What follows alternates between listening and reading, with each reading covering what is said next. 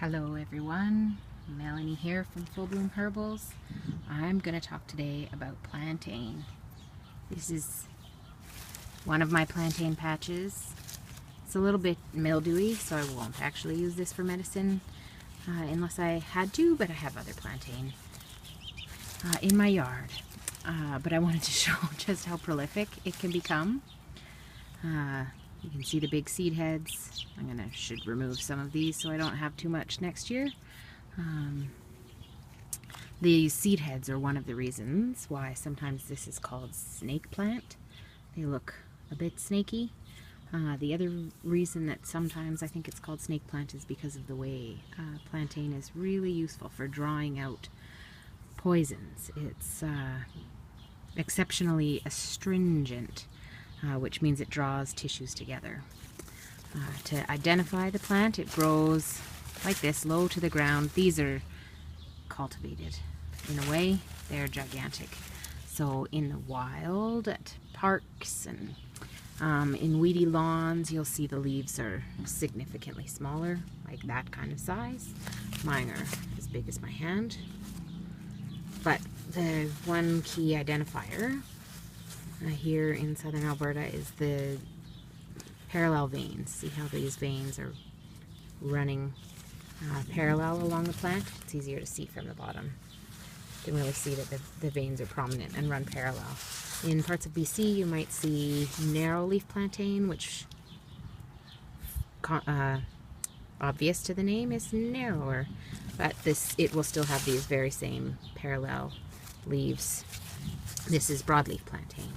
It grows everywhere there's compacted soil, so in lawns, unless you treat it, at the edges of parks, sometimes you'll see it if it's not a park that gets sprayed. Back alleys, along the edges of back alleys is a good place to find plantain. It's one of the most drawing plants that we have. It really is amazing for removing poisons from an area. So my lovely assistant Hannah, well, here's some little plantain in my lawn. And here's some flowering ones. So this is more like what you'll see at a park. Well, look at all that pollen come out. Yes, well, there it is. This is more like what you'll see it look like in a park, mixed in with the grass. I often tell people, if you're looking for plantain, look for dandelions. They're easier to find with their bright yellow flowers, and where you see dandelions, you'll often see plantain. It's not that